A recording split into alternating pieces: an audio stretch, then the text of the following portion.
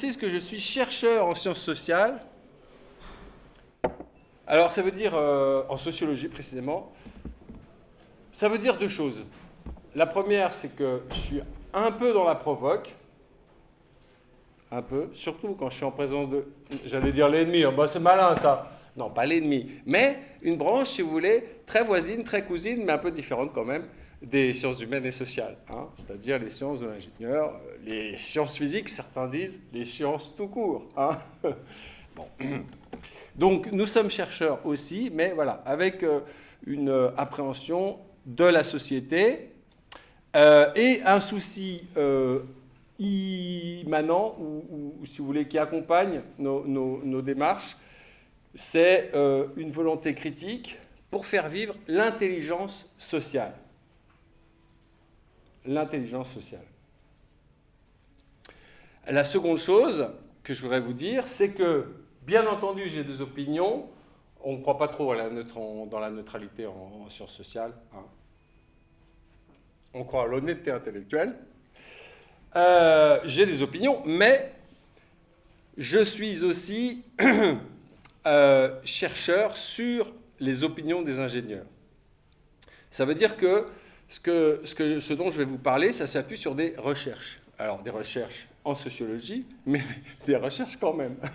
Hein, voilà. Donc, on a mené l'enquête, comme on dit, hein, par entretien qualitatif, ou bien par questionnaire quantitatif, par compilation de la littérature. Voilà, je m'appuie sur des résultats d'enquête. Je ne fais pas que vous dire ce qui me passe par la tête. Alors que vous avez le droit, puisque le sujet, c'est l'ingénieur et la politique. Bon. Voilà, alors, ça veut dire aussi que peut-être vous n'allez pas vous retrouver dans le portrait que je vais dresser de l'ingénieur ou des ingénieurs. Sauf que ça ne veut pas dire que ça n'existe pas, le fait que vous ne vous retrouviez pas dans ce portrait. Ça existe, sinon je n'en parlerai pas. Voilà, alors là maintenant, je commence vraiment, mais en modifiant le titre. Le titre, c'était l'ingénieur incompatible avec la politique, pour l'interrogation. Et bon, j'ai changé parce que l'ingénieur ne se destine pas à faire de la politique. Hein. Donc il est forcément incompatible avec la carrière politique, la plupart du temps, ce n'est pas sa vocation. Mais par contre, on peut interroger la dimension politique de son rôle, et il me semble qu'on l'interroge mieux en demandant à qui sert l'ingénieur. Non pas à quoi sert l'ingénieur, mais à qui sert l'ingénieur. Là, on est dans une question politique, vous voyez. Qu'est-ce que la politique en effet? Pour Aristote, être politisé, ça signifie deux choses. Savoir monter en généralité, au niveau de la société, hein, pas au niveau du système des planètes. Savoir monter en généralité, et, deuxième chose, être politisé, ça veut dire aussi avoir la connaissance des antagonismes en présence. Qui est contre qui? Alors c'est important de rappeler les bases, là, en l'occurrence, aristotéliciennes, parce qu'on croit souvent que la politique, c'est une affaire de conviction, hein, d'idéologie. Mais en fait, quelle que soit la conviction, quelle que soit l'idéologie, vous êtes un bon ou un mauvais politique. Voilà. Au sens ici, pas au sens professionnel de la politique, donc vous savez faire les élections, tout ça. Non, là je parle au sens politisé, c'est-à-dire que vous soyez de gauche, de droite ou autre chose, vous avez une capacité à monter en généralité sur la société, et vous avez une connaissance des antagonismes en présence, et on pourrait dire que ces deux qualités-là, donc de la politisation, on les retrouve chez des gens très différents, hein, que ce soit Poutine, Macron ou Biden, pour prendre des exemples actuels. J'aurais pu prendre Ben Laden, mais il est décédé et je ne connais pas le nom de son remplaçant. Bon. Ils sont politisés, ces gens-là. Pas diversement en fonction de leurs convictions, mais de la même façon, ce sont des animaux politiques, comme disait Aristote, avec un même intérêt pour la société en général et des connaissances très aiguës sur les antagonismes en présence. Alors, quel rapport avec l'ingénieur? A priori, l'ingénieur, c'est un technicien, pas un généraliste, ou alors c'est un polytechnicien. Il s'intéresse éventuellement à la gestion. Il est manager. Mais le manager, il connaît surtout son organisation, pas forcément la société dans son ensemble. D'accord, mais à qui sert l'ingénieur? Il ferait bien de se poser la question de temps en temps. Alors on va essayer de se la poser ensemble, en 2 temps. D'abord avec un point de vue enchanté, optimiste, et ensuite avec un point de vue désenchanté, plus pessimiste. Et puis, on finira en se demandant ce qui empêche les ingénieurs de dormir. Alors d'abord, un point de vue enchanté. L'ingénieur romain, ça fait toujours un froid que je mange l'ingénieur, putain, on n'a pas fini là. L'ingénieur romain construisait des ponts et des routes pour la gloire de l'Empire romain. Et pendant très longtemps, jusqu'au XXe siècle, l'ingénieur a été associé à la puissance d'un État-nation. Les ingénieurs de Louis XIV, par exemple, ils ont travaillé sur le chantier de Versailles ou dans ses armées. Vauban était un ingénieur militaire, il avait été même militaire avant d'être ingénieur. Il s'est formé sur le tas. Vous saurez que Vauban a été blessé plusieurs fois sur les champs de bataille. On a même gardé la cuirasse qu'il avait et on voit les traces de balles. Elles n'ont pas percé, hein, sinon il n'aurait pas construit les trucs. Mais il y a les traces de balles sur sa cuirasse. Il a participé à plein de batailles et en se demandant comment améliorer les dispositifs militaires. Il n'y avait pas évidemment à l'époque de formation d'ingénieurs formalisée. Par contre, il croyait dans Louis XIV. Il y croyait tellement qu'il a trahi le grand Condé avec lequel il était pendant la Fronde. Vous savez, c'était les nobles qui sont rebellés contre le roi. Et il est passé du côté du roi de France, qui lui semblait être plus proche de l'intérêt général. Bon, j'avance de quelques siècles. J'arrive aux grandes écoles. Françaises, évidemment. Hein, on va pas... Les grandes écoles, c'est la France, c'est les grandes écoles. Donc, avec les grandes écoles, on est toujours dans un lien privilégié entre les ingénieurs et l'État.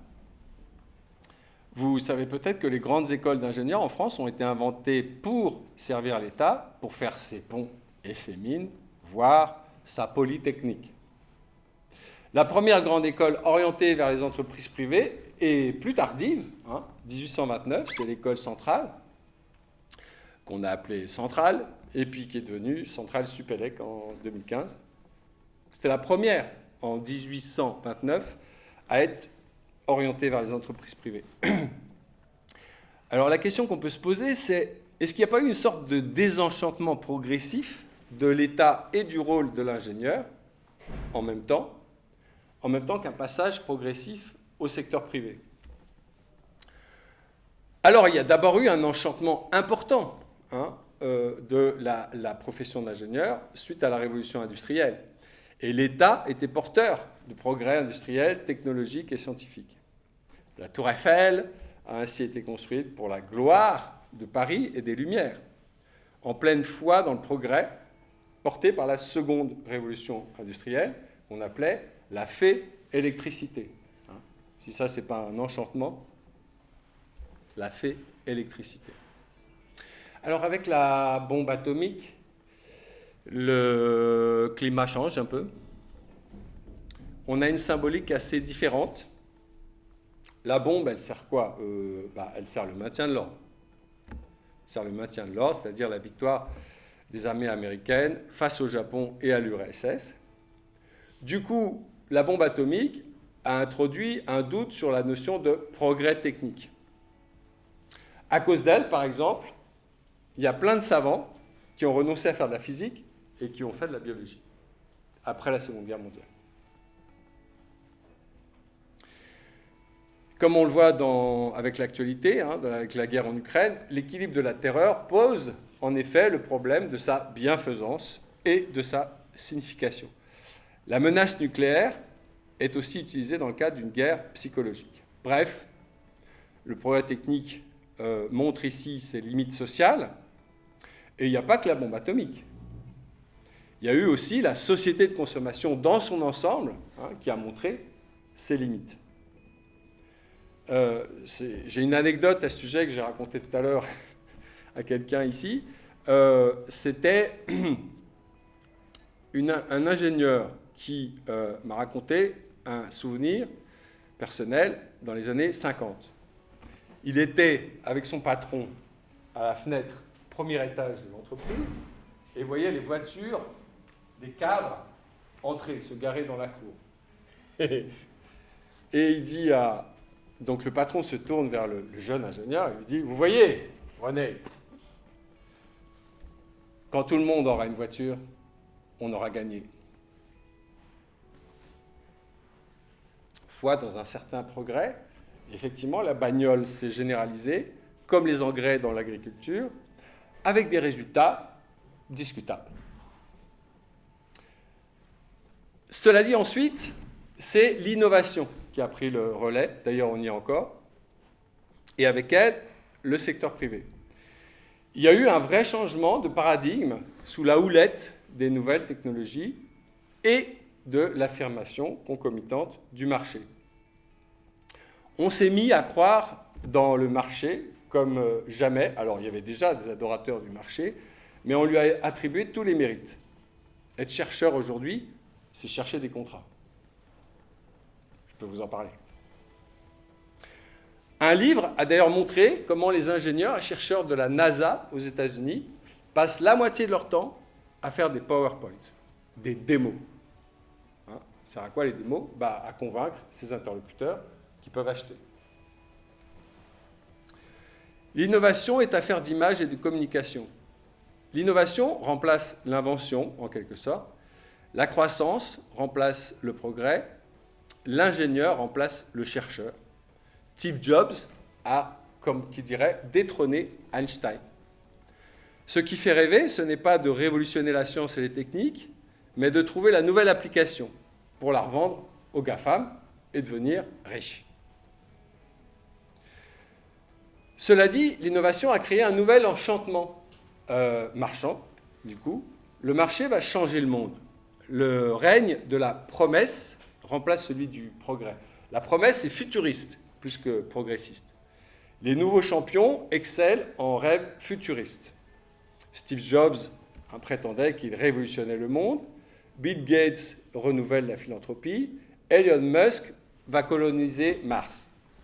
Il ne manque pas d'ambition futuriste, de vision, comme on dit. Et les institutions publiques suivent le mouvement. Par exemple, la Commission européenne a créé un flagship pour booster l'innovation, autrement dit les technologies du futur émergentes. Je cite le site de la Commission européenne. Le mot révolution est dans toutes les bouches. Ainsi, le dernier flagship, le HBP, Human Brain Project, qui était hébergé par l'EPFL à Lausanne en Suisse, pour avoir le pactole, son porteur, Henri Markram, il promettait 3 révolutions, sinon rien. Révolution dans la neurobiologie, on va modéliser le cerveau humain, et à partir de là, on connaîtra le cerveau, en faisant un bond en avant. Révolution, j'ai l'impression d'y être avec lui. Révolution dans la connaissance des maladies mentales. Puisque une fois que vous avez modélisé le cerveau, bien compris tout le machin, tac, on répare le cerveau. Et révolution dans la neuroinformatique, parce que sur la base des simulations, des machins qu'ils vont faire avec l'informatique, la neuroinformatique, eh bien, on va... sur la base de la connaissance des réseaux de neurones du cerveau, on va révolutionner l'informatique. 3 révolutions. Bon. Alors, je me souviens d'ailleurs d'une démo, un PowerPoint, où il s'adressait aux fonctionnaires de la Commission européenne pour vendre son projet. Et qu'est-ce qu'il avait trouvé? Lui ou un autre, je ne sais plus, mais c'était pour vendre le HBP. Ils avaient trouvé Christophe Colomb. Vous, les bureaucrates de Bruxelles, qui vous ennuyez un peu dans la grisaille du quotidien, est-ce que vous aurez l'audace de financer un projet qui va révolutionner le monde, comme Christophe Colomb a eu l'appui de sponsors qui lui ont permis de découvrir le nouveau monde? Là, vous avez le bureaucrate. Il va vivre l'aventure. Voilà. Hein? Avec des copains, des collègues, on s'est penché sur la question, on est en train d'écrire un article sur le charisme. Le charisme dans la nouvelle science. Alors, bon, la révolution, là, elle peut attendre un peu parce que depuis, Harry Markram a été déboulonné. Hein, la Commission européenne a trouvé que c'était trop centralisé. Il y a eu des contestations, notamment des Français d'ailleurs, en neurosciences. Et bon, maintenant, en gros, c'est du pognon qui va faire vivre un réseau, hein, plus qu'une machine qui va faire des révolutions. Alors, le nouveau régime de l'innovation et de la promesse s'appuie sur l'essor de l'informatique, certes. Mais l'essor de l'informatique n'a pas grand-chose à voir avec une révolution technologique. Les bases de l'informatique sont restées les mêmes depuis un moment. Elle s'est simplement répandue, elle est devenue accessible et elle a couvert le monde entier grâce aux Mac, aux iPhones et aux réseaux sociaux.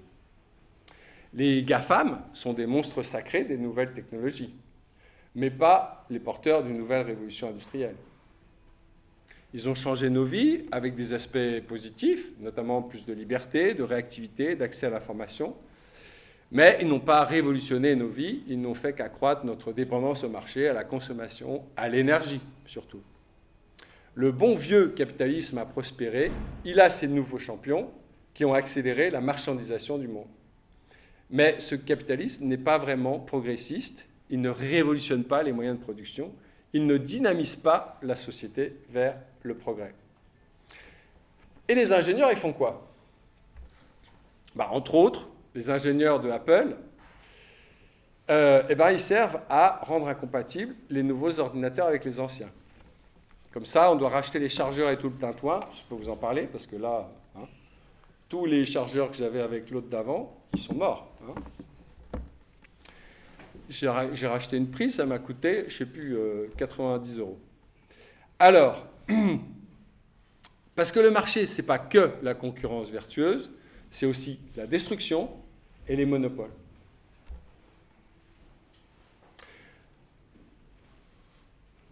Autre exemple de GAFAM, j'ai un copain ingénieur qui travaille chez Amazon, aux États-Unis, à un poste important. Alors sur le web, il ne met pas trop en avant son appartenance à Amazon. C'est pas très sexy. Il met plutôt en avant qu'il est webmaster. Et pour défendre Amazon à la maison, il dit que c'est un des premiers employeurs du monde. Ça énerve un peu sa fille, qui est plus progressiste que lui. Parce qu'en effet, les premiers employeurs du monde, publics ou privés, ils n'ont pas grand-chose pour nous faire rêver. Dans le secteur privé, on a Amazon qui livre des paquets, Walmart, qui est un réseau, c'est le tout premier, hein, Walmart, un réseau de 11 000 magasins, et China Petroleum, qui s'occupe du pétrole. Dans le public, les deux premiers employeurs sont l'armée américaine, suivie de l'armée chinoise. Chouette. Par ailleurs, la drogue et les armes font partie des premiers commerces mondiaux. Bon, alors, on peut aussi ne pas trop rêver. Hein? Vaut mieux à la limite. Certains ingénieurs ne rêvent d'ailleurs pas trop. Je me souviens, j'ai interrogé un ingénieur suisse. Alors, je peux dire la boîte? Non, je ne veux pas dire la boîte. Une boîte d'informatique du canton de Vaud. Son travail consistait à crypter les chaînes de télé. Vous savez, comme ça, vous devez payer l'accès pour avoir Canal+. Ouais. Et je lui ai demandé s'il trouvait que son métier était utile. Il m'a dit, mon métier il est moins utile que celui de ma femme, qui est médecin.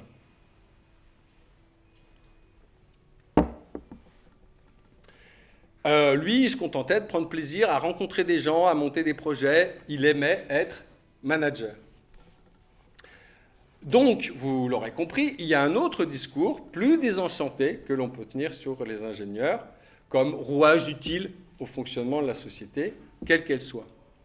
Ils sont là pour l'aspect technique, la logistique, l'intendance, et, comme vous savez, l'intendance suivra, hein, comme disait Napoléon. Lénine, lui, il a dit autre chose à propos des ingénieurs. Alors, je pense que, comme on ne cite pas souvent Lénine, je voulais vous faire réserver cette joie. À un bolchevique qui voulait recruter des ingénieurs pour la cause, Lénine a répondu « Pas besoin de les convaincre, on les paiera pour qu'ils travaillent pour nous. » Et de fait, les ingénieurs se sont banalisés. Comme les cadres, ils se sont multipliés, massifiés, et représentent aujourd'hui des millions de salariés, presque comme les autres. Ils font ce qu'on leur dit de faire. Même les hackers ne sont pas si disruptifs que ça. Une thèse de sociologie a montré comment le plus souvent, les hackers ont une forte volonté de se conformer à l'ordre social. Le hacking représente un passage, un apprentissage avant de se faire recruter par une grande entreprise, par exemple dans la web sécurité, ou bien par Poutine. Les ingénieurs ont-ils un penchant pour la culture générale ?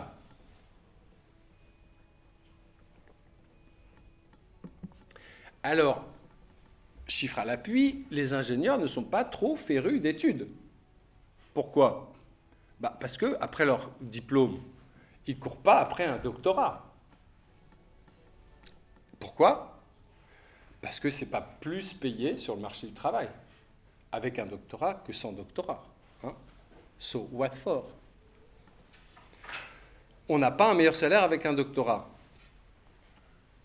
Alors du coup, les étudiants en doctorat sont en majorité des étrangers, en Suisse ou en Californie. En France, je ne sais pas, je n'ai pas les statistiques. Les doctorants de la Business School à Stanford, ils sont en grande majorité asiatiques. Dans notre livre, L'ingénieur aujourd'hui, on a souligné comment des ingénieurs indiens ou chinois pouvaient avoir un autre rapport au travail. Ils ont davantage de foi développementaliste. Hein. Ils voient le développement de leur pays, on va dire, de gré ou de force. Bon, mais alors en France, les ingénieurs ne pensent-ils qu'à leur salaire ? C'est un tableau bien sombre. En fait, en dehors de leur carrière, il y a 3 choses qui peuvent les empêcher de dormir. La première chose qui peut les empêcher de dormir, c'est leur ethos techno-scientifique. Wow! What is that? Alors, ça veut dire qu'ils sont formatés à bien faire des calculs. Là, déjà, c'est déjà plus concret. Pendant leur école, dans leur école, hein, ils acquièrent cet façonnement de l'esprit que j'appelle ethos techno-scientifique. Autrement dit, à force de faire des maths ou de la physique, il leur vient un grand respect pour la démonstration, la logique, la preuve. Ce schème ou cet ethos est comme un filtre qu'ils utilisent ensuite pour penser le monde, sans faire exprès. Ainsi, par exemple, dans une enquête, c'était sur les ingénieurs et la politique, ils disaient assez souvent qu'ils ne pouvaient pas se prononcer sur tel ou tel aspect. Pourquoi ? Parce qu'ils ne connaissaient pas le dossier. Hein ? Voilà. Connaître à fond le dossier avant de parler. D'ailleurs, entre nous soit dit, il y en a quelques-uns, ça ne leur ferait pas de mal hein, de bosser les dossiers avant de parler. Bon. Je ne pensais pas aux ingénieurs, là, en l'occurrence. Bon, ce qu'il y a, c'est que l'inconvénient, si vous voulez, c'est de réduire parfois des questions éthiques à des questions logiques. C'est ce qu'on appelle le scientisme. Mais le bon côté, c'est qu'ils aiment que le monde soit rationnel. Donc, traditionnellement, par exemple, ils n'aiment pas trop la finance. Enfin, sauf ceux qui sont les meilleurs en maths, ceux-là sont embauchés dans les boîtes où on fait les maths pour calculer les spéculations. C'est quand même là que vont les ingénieurs sortis les meilleurs des meilleurs des meilleurs, ils vont là. Ils vont faire la spéculation dans la finance, parce que c'est là que ça paye. Mais il y a un rejet aussi traditionnel des ingénieurs pour la finance qui est de court terme. Mon grand-oncle, qui était ingénieur dans une boîte de transport, alors il était de droite, il était conservateur, il était PDG d'ailleurs aussi, il était lyonnais, mais il n'aimait pas la finance. La finance, c'est le court terme, des changements erratiques, irrationnels. Ça choque le schème ou l'éthos technoscientifique. Alors cet éthos rationnel, pour l'appeler comme ça, il est international. Par exemple, on peut expliquer comme ça la part prise au printemps arabe par les ingénieurs. Je ne sais pas si vous avez fait gaffe, mais il y avait plein d'ingénieurs qui ont participé à ces événements, d'ailleurs centralement urbains, parce qu'ils étaient choqués par la dictature et voulaient une meilleure prise en compte de l'intérêt général, quelque chose de plus rationnel. Et ils ont participé au mouvement démocratique qui était porté par les classes moyennes et populaires, notamment urbaines. Et on peut parier aussi que nombre d'ingénieurs ukrainiens se sont mobilisés contre Poutine pour les mêmes raisons. Et évidemment, si on s'interroge ici sur l'écologie, ça a peut-être un petit rapport aussi avec cet éthos rationnel.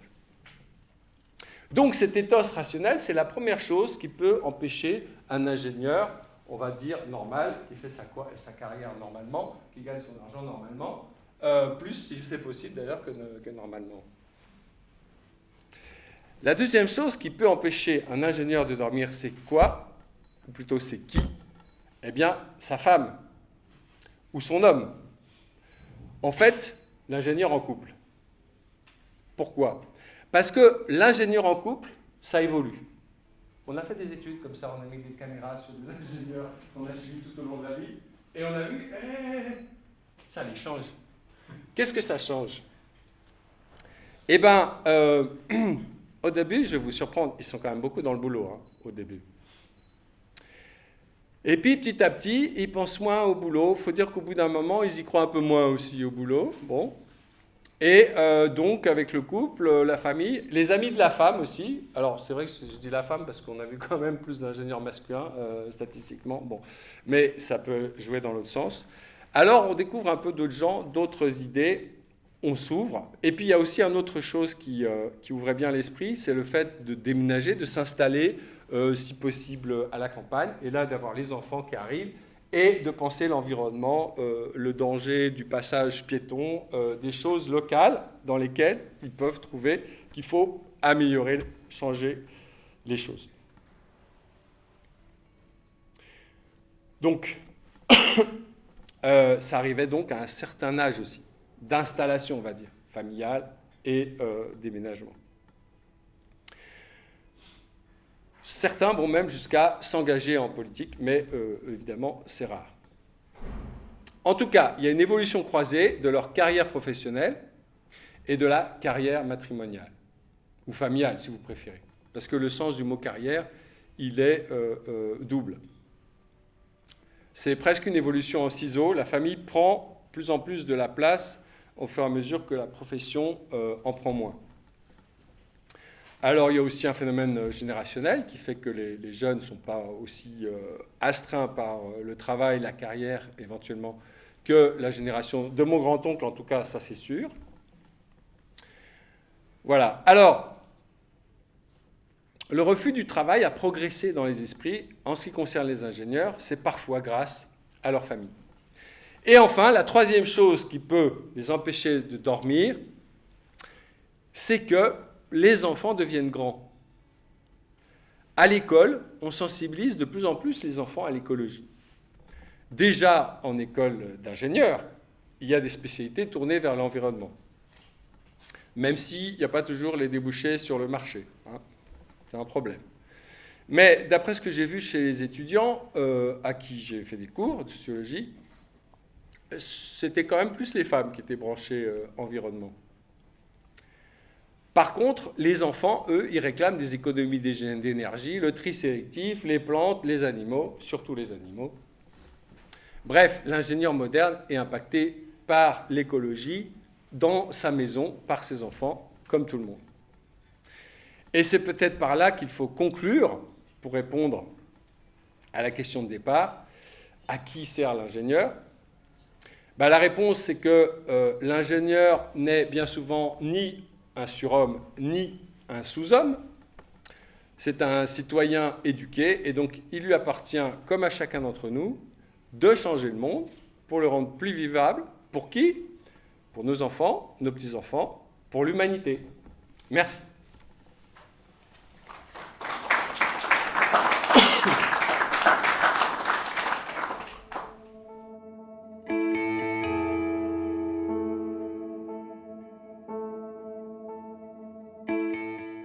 Non, pas du tout.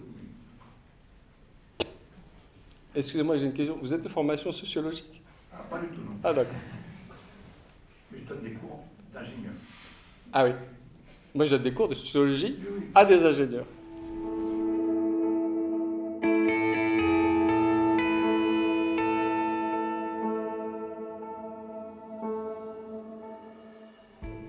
Oui, oui, c'est vrai que ça dépend de la définition qu'on a de la rationalité. La rationalité peut tout à fait être instrumentale, ça c'est sûr. Et donc ne servir que sa pomme, sa carrière, et puis je ne sais pas qui, les gens qu'on connaît, et puis les autres on ne les connaît pas. Donc voilà. Mais ça n'est pas la définition de la raison. Vous voyez ? C'est-à-dire que la rationalité instrumentale, ça n'est qu'un aspect de la rationalité et qui s'appuie sur l'idée traditionnelle de la raison qui est associée aux Lumières. C'est-à-dire qu'effectivement, il y a toute une tradition de rationalisme qui est humaniste. Mais oui, vous pouvez utiliser la raison pour autre chose que pour l'intérêt général, ça c'est sûr. Mais effectivement, on est fondé, d'un point de vue non pas logique, mais d'un point de vue philosophique, à associer la raison, l'intérêt général. Oui, ça oui.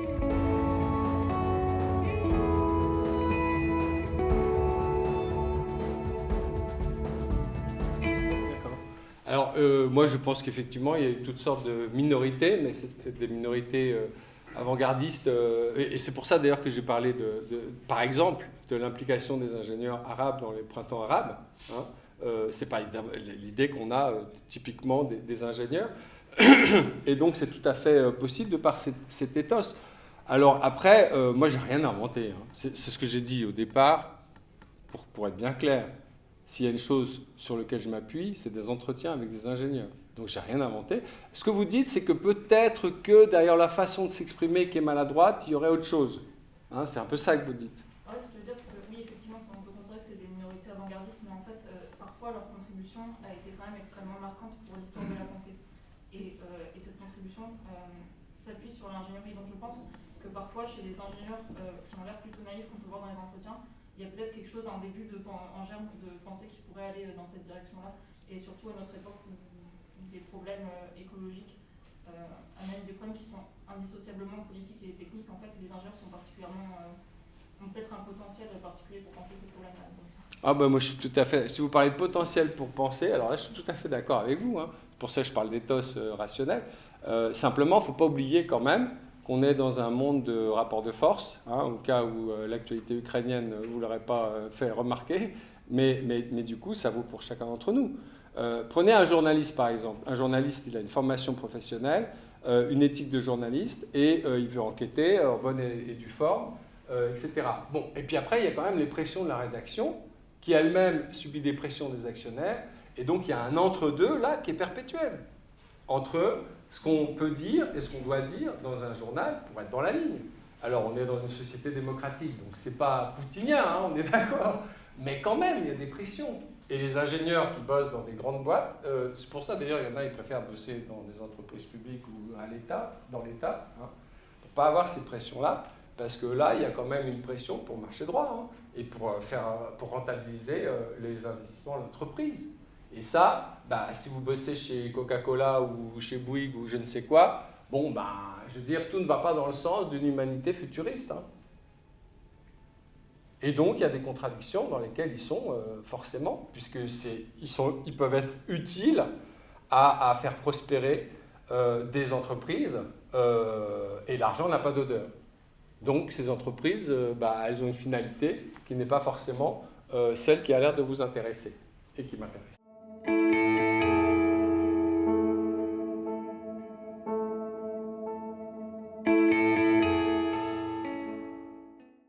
Loin de moi l'idée de dire que les ingénieurs n'ont pas été utiles à la société depuis qu'ils existent. C'est clair que si on s'assoit tranquillement dans un avion et puis qu'on ne cherche pas à savoir comment ça marche, c'est parce qu'on fait confiance dans des ingénieurs et dans le pilote aussi. Donc heureusement qu'il y a des professionnels. Mais pour tout professionnel, et ça vaut pour les professeurs de sociologie, la question éthique, elle se pose. Moi, je peux vous dire un bon exemple. Parce que moi, je n'ai pas une mauvaise idée, comme vous, des ingénieurs, moi, je n'ai pas une mauvaise idée des sociologues. Bon. Cela dit, tous les professeurs d'université ont prêté serment à Mussolini sous le fascisme, sauf 10. Parce que si vous ne prêtiez pas serment, dans les années 20, il y a un moment donné, il a demandé à faire le serment avec le salaud, et viva Mussolini, et viva tout ça. Si vous ne prêtiez pas serment, vous perdez votre poste. Il y en a 10 universitaires, pas que sociologues universitaires, qui ont refusé de prêter serment. Donc on est tous confrontés à des questions éthiques. Il n'y a personne qui échappe. C'est une question qui concerne tous les professionnels. Disons que simplement la catégorie des ingénieurs, c'est un peu comme les médecins, c'est un peu une catégorie professionnelle, visible, connue, et donc qui attire l'attention.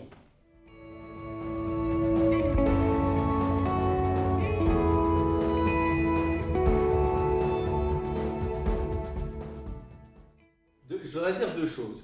La première, c'est que quand on dit science, il faut avoir une approche plurielle de la science. Pourquoi? Je vous donne un exemple. L'intelligence artificielle. On pourrait penser que la sociologie n'a rien à voir avec l'intelligence artificielle. Sauf que vous avez des ingénieurs qui qui codent cette intelligence artificielle au départ. C'est-à-dire, chaque fois que tu verras chat, tu en verras souris. C'est ça qu'on dit à la machine, pour qu'elle soit intelligente, artificiellement. Et le problème, c'est que ces ingénieurs, ils ont des représentations sociales. Et notamment, ça a été montré dans des études, ils ne placent pas exactement les hommes et les femmes au même niveau. Ceux qui ont instruit cette intelligence artificielle. Ou ils ne font pas attention à tel ou tel problème. Ils ont des représentations sociales, ce n'est pas des machines. Et donc, quand ils instruisent la machine, il faudra peut-être s'interroger sur leur représentation sociale. Alors, c'était juste pour dire que la science est plurielle. Alors, juste par rapport à mon propos, dans ce cas-là, qui est un cas que je connais assez personnellement, le biais, il ne vient pas que de l'ingénieur, il vient de la donnée en elle-même. La donnée statistique, si on regarde la population d'ingénieurs et que vous faites tourner une intelligence artificielle, va vous sortir que dans le futur, il va toujours y avoir plus d'ingénieurs hommes que d'ingénieurs femmes, parce qu'il va essayer de tirer une leçon du passé, et forcément, il y a déjà des biais. Non, mais c'est pas un problème de... Donc, en fait, il y a des biais un petit peu partout là-dedans. Alors, il y a des biais un petit peu partout, y compris sociaux. C'est-à-dire que ça s'est traduit par... il y a bon, il faudrait que je retrouve l'étude, mais c'est traduit par des recrutements discriminatoires, parce que l'ordinateur, quand il voyait femmes, il n'associait pas ça à un bon truc, et donc il ne privilégiait pas les femmes pour le recrutement. Voilà, bon, donc c'est connu ces biais-là, il y en a plusieurs, et donc, s'il y a plusieurs biais, il faut pouvoir discuter. Il y a aussi des chercheurs qui ont montré que l'échec de la navette spatiale, qui s'est crashée là, qui a été supprimée, était lié au manque d'interface, de discussion avec les ingénieurs de la sécurité dans le projet de la navette spatiale. En gros, elle s'est crashée parce qu'on n'avait pas discuté. Donc, il y a effectivement, face à des problèmes complexes, la nécessité d'instaurer du débat, de l'interface, de la considération mutuelle, dans tous les sens. Moi, je pense à une situation où des ingénieurs, c'était dans une grande école d'ingénieurs, et c'était avec toutes sortes de gens autour de la table, et très clairement, dans cette école d'ingénieurs, les ingénieurs étaient méprisés. Par qui? Par les gens de la DRH, par les gens de la communication, par les gens, etc., qui en gros les traitaient un peu. Oui, bon, ça va, on va peut-être passer à autre chose. Voilà, je vous jure, j'ai vu ça. Donc il peut y avoir du mépris dans les deux sens, soit par, d'un côté ou de l'autre.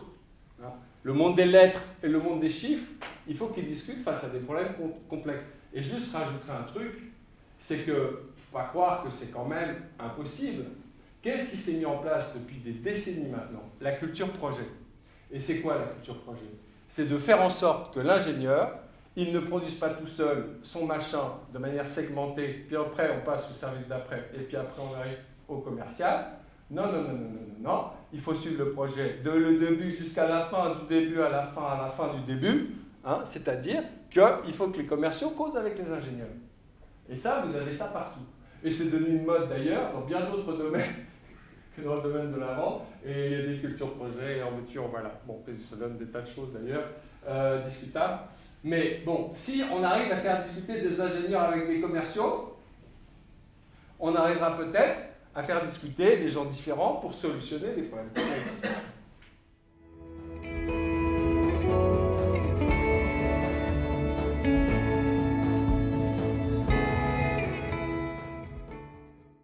Alors évidemment, je pourrais vous retourner la question. Oui, bien sûr. Hein, du panel.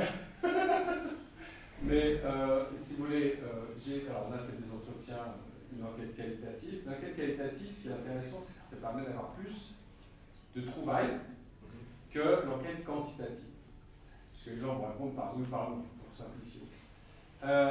Par contre, l'enquête quantitative, ça permet de mesurer. Donc ça a des utilités très, très différentes. Et puis après, il y a la littérature. Ça aide aussi la compilation de la littérature, la lecture de tout ce qui s'est fait avant, pour savoir si, dans quelle continuité on peut aller. Bon, je ne vais pas vous sortir des chiffres là, parce que devant, je ne sais pas. Mais tant mieux si vous pensez que tous les ingénieurs sont prêts à mettre en avant des problèmes éthiques par rapport aux pressions commerciales qui leur passent au-dessus des oreilles. Je suis très content d'apprendre que dans votre environnement, c'est comme ça que ça se passe, mais c'est pas sûr, il faudrait faire une enquête avec un panel représentatif, que c'est comme ça que ça se passe dans toute la société. Hein. Parce que je crois qu'il y a quand même des logiques commerciales assez pures et dures, et comme on le disait tout à l'heure, l'argent n'a pas d'odeur. Donc parfois ça va dans le sens de l'intérêt général. S'il s'agit de construire des ponts, c'est toujours l'exemple possible à couper les ingénieurs, c'est un peu énorme. Ou s'il s'agit de, je ne sais pas moi, de développer les droits démocratiques grâce à des moyens de communication accessibles, etc. Et puis voilà, ça ne va pas toujours dans ce sens-là malheureusement. Sinon l'écologie, elle se résoudrait toute seule. Elle se résolverait toute seule. On n'aura pas besoin de se faire des conférences pour en discuter. Tout ne va pas dans le bon sens. C'est un peu d'ailleurs un héritage de l'état d'esprit du progrès technique, c'est de penser que justement, il y a une finalité qui est bonne.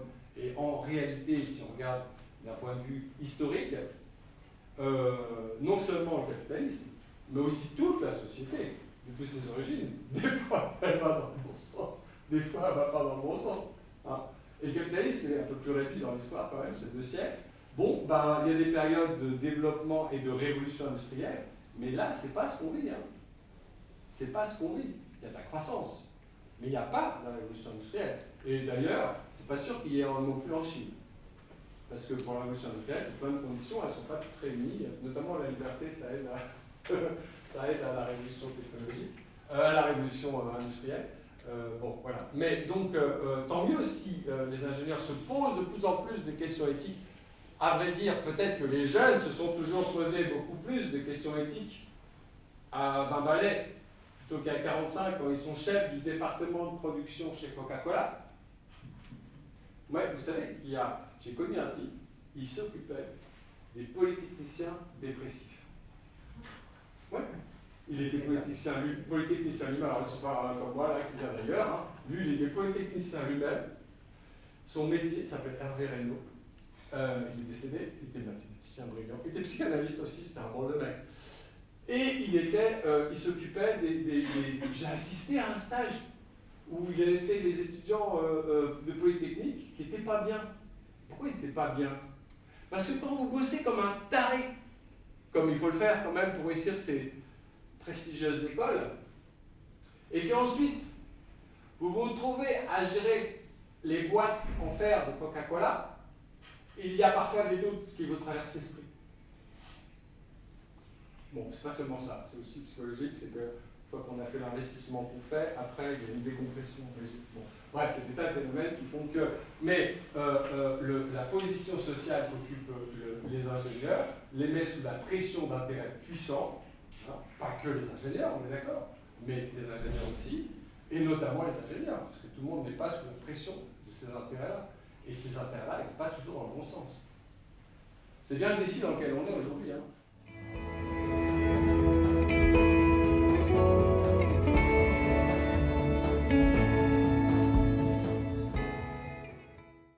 Moi, il me semble qu'il y a une question qui est sous-jacente, c'est c'est de savoir s'il y a une révolution industrielle ou pas. Parce que ça se quantifie, ça. Et je ne pense pas qu'il y ait beaucoup de gens qui défendent aujourd'hui l'idée qu'on soit dans une nouvelle révolution industrielle. Il y a un moment donné, il y a beaucoup de gens qui ont parlé de révolution informatique, et puis c'est un peu tombé en désuétude. La révolution industrielle devant nous, c'est celle de la décarbonation. Alors, elle est devant nous. Non, mais elle est devant. On est dedans. On est dedans. Ah, elle est dedans. On est dedans ou elle est devant? On est dedans, oui. Vous avez dit qu'elle était devant, je crois, non? Non, on est dedans. Ah, on est dedans. D'accord. Non, mais alors, il y a une révolution qui vient de sortir. Non, mais c'est une révolution où on ne va pas attendre une croissance infinie, mais on va avoir des challenges et des défis techniques énormes. Ouais. Mais en général, c'est pas comme ça qu'on définit une révolution industrielle. Oui, mais parce qu'on a toujours vécu dans la croissance infinie. Là, on bute sur le mur, ouais. D'accord? Et c'est justement ça qui est tout à fait nouveau comme situation. Ah ben d'accord. C'est pas quoi on appelle une révolution. Une révolution, c'est quelque chose qui est révolutionnaire, qui n'a jamais existé. Là, pour le coup, c'est le cas. Non, il y a eu 2 révolutions industrielles, ça a vraiment existé. Donc là, je pense, je disais simplement, quantifier avec tout un tas d'indicateurs, si vous voulez, la taille de cet événement pour dire qu'il y a effectivement une révolution industrielle. Tout simplement, le nombre de découvertes scientifiques au début du siècle, si vous voulez, ça fait quand même, ça donne le vertige. Mais je voulais juste vous répondre sur un aspect, c'est qu'il n'y a pas forcément besoin de quantifier. Par exemple, pourquoi un médecin ne doit pas faire des expériences barbares sur les patients? Ça ne se quantifie pas. Hein. C'est juste un problème éthique.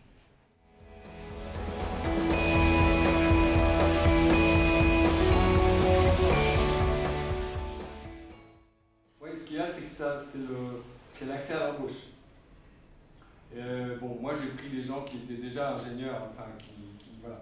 Mais ça revient à la même conclusion, puisque je disais que la famille est loin d'être seulement une contrainte, hein, c'était le terme que vous avez utilisé. Je disais que moi c'était une ouverture. non, mais voilà, tout dépend de quoi on parle. Et voilà, et donc les ingénieurs en exercice, qui étaient d'ailleurs, je le précise, beaucoup plus dans le privé que dans le public, hein, ce qu'on a vu, il y avait cette évolution par les enfants. Alors les enfants ils vont à l'école, puis ensuite ça fait des ingénieurs qui se présentent devant l'embauche. Donc les nouvelles générations sont plus écologisées quand même qu'on l'a été dans nos écoles, c'est sûr. Donc il y a de l'espoir. Bon, on s'en tient là. Merci de votre...